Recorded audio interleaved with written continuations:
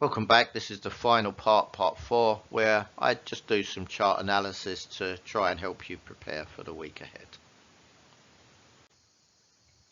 Just a reminder, this is the sort of legend. So in the right hand column, black numbers are support and resistance levels off of trend lines. Pink numbers are breakout levels. It could be a support or resistance, but if it gets through there, I'm expecting it to continue to go.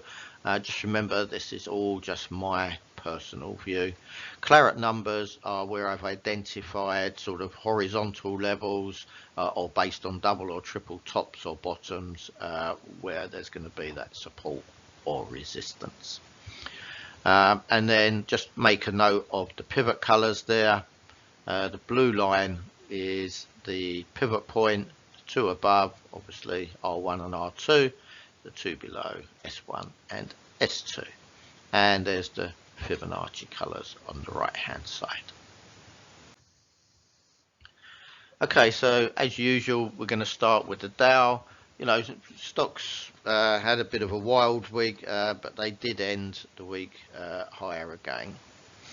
So on the Dow daily, I've got resistance at 35,225 with support at 34,057 and 33,863.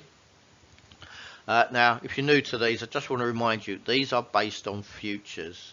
So if you're trading CFDs, you just got to look at the difference between the two in the way of prices and then adjust these levels accordingly.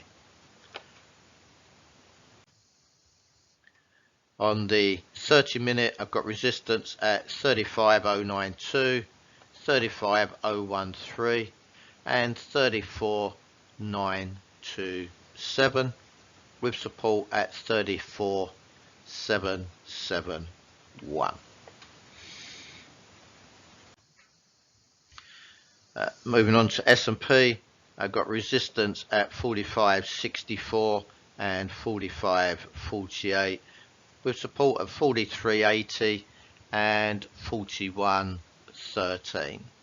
So they had a good solid week again. I think there's a lot of traders still trying to sell into these rallies, but obviously it's not working for them. On the 30-minute, I've got resistance at 45.50, support at 44.96, and then 44.89, which is also a breakout level should it get through there.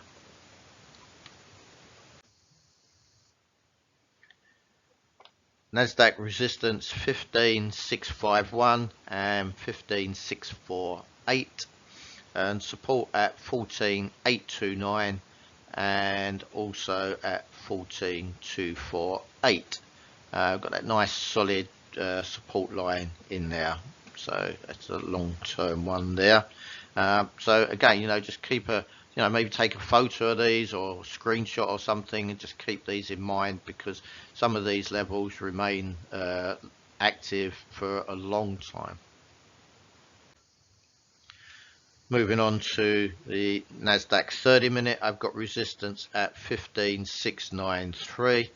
I've got support at 15,458, 15,374 and 15,289, which is also a breakout level. And as you can see from that, the Nasdaq did hold well at S1 on Friday.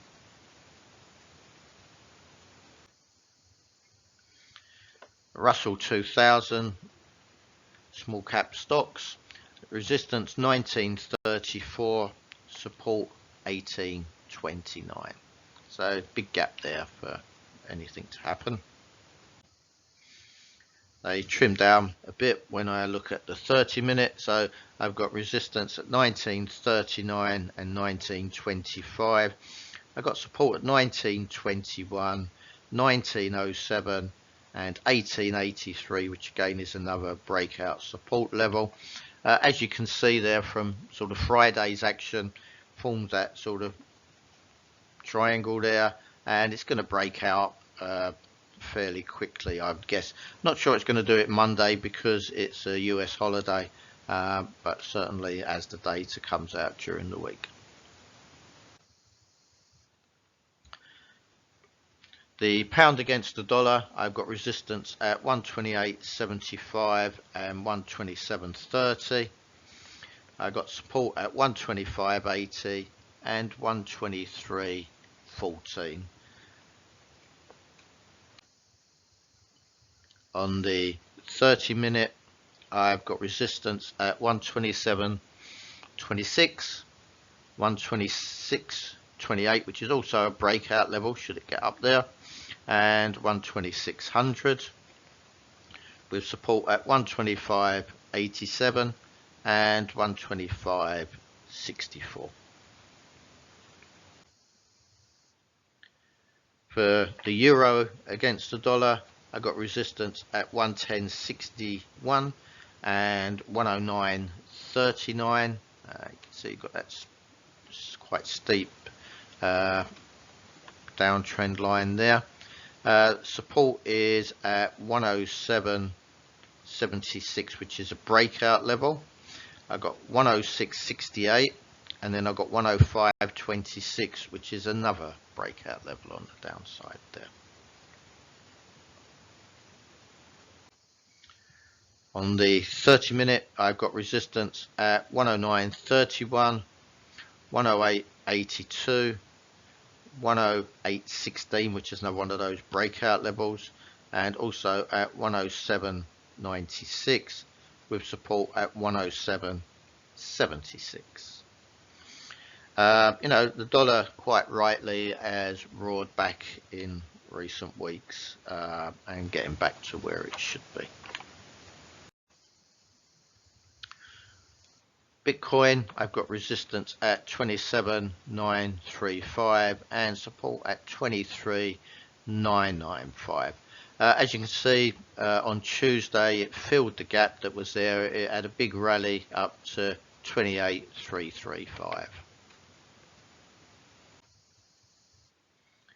On the 30-minute, I've got resistance at 27.242, 26.470, which is another breakout, and 26.305.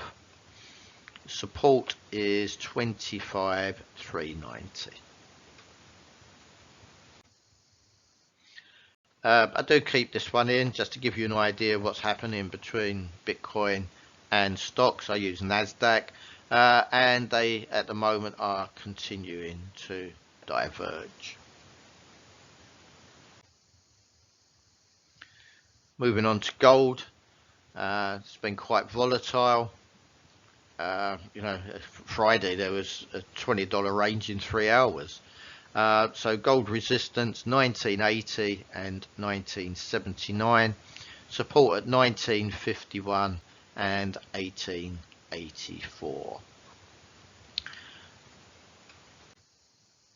On the 30-minute, I've got resistance at 1981 and 1967, support at 1962, 1958, which is a breakout, and 1940. So oil had a massive week, big gains. Got resistance at pretty much where it closed, 86.06. I've got support at 78.84 and 77.33. On the 30-minute, I've got resistance 86.07, it's pretty much the same as the daily, and support at 85.72 and 83.75. With Russia just sort of wanting further cuts by OPEC plus, which they claim they've already been agreed, and the Saudis raising their oil price and prepared to continue with their voluntary cut in supply. It has given oil a sort of a firm undertone, and of course, there's supposed to be an announcement this coming week about that, so be prepared for it. So that's it. I'm just going to remind you of our services now. So we offer a daily newsletter which includes the headlines, global headlines, my views, and also global news. And as a subscription service, we offer chart levels, which include daily fresh pivot points. Then when it comes to our academy, we've got one-day workshops. If you're new to trading, this can help you to decide whether it could be your next career or not, or whether you want it as a secondary income. And then we've got plenty of other one-day workshops which will really help you to sort of fill in any gaps that you may have. But we do a series of one-week courses. They're going to help you to feel confident and competent after just 1 week. And not only that, but it's a great way to start and build those foundations for your trading career. Is it going to make you a trader? Of course not. But, you've got to start from the right place. If you've got weak foundations, that's dangerous. So you want to build those solid foundations first. And in a week, if you've got that inner trader, I will find it for you. I provide all these courses personally. And if you've already made up your mind that trading is going to be your next career, then you've got two choices. Our accredited masterclass or our flexi masterclass. They're pretty much one of the same. It's just with the flexi, you can spread those weeks of guided learning out up to a year.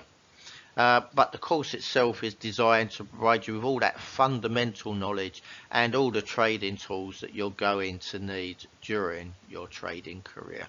It's going to allow you to navigate any market in any conditions, which is really important, and of course any asset class. And it's so important that you find that right asset class for you. It shouldn't just be the one that's most easily accessible. It's got to be the one that fits your character and your risk appetite. If you're already trading, then I do a lot of mentoring. This is going to help you get to that next level time and again.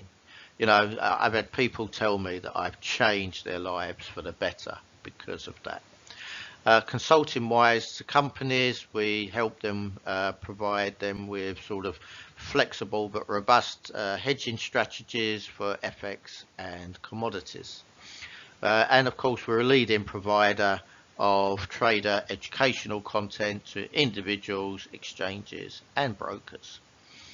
Now, these funded trading accounts are available. We include them in 2 of our courses for free.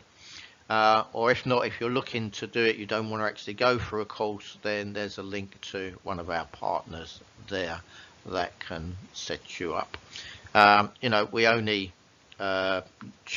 select what we consider to be the best ones. If you want to contact us, it's info@symaxfintech.com, or if you'd like to aim anything directly at me, you can contact me at chris.tubby@symax-int.com. If you don't know me, then go on to LinkedIn, put in my name, you can see my 50 years trading experience there. All that leaves me is to wish you the very best of luck. Have a great week, and of course, be lucky.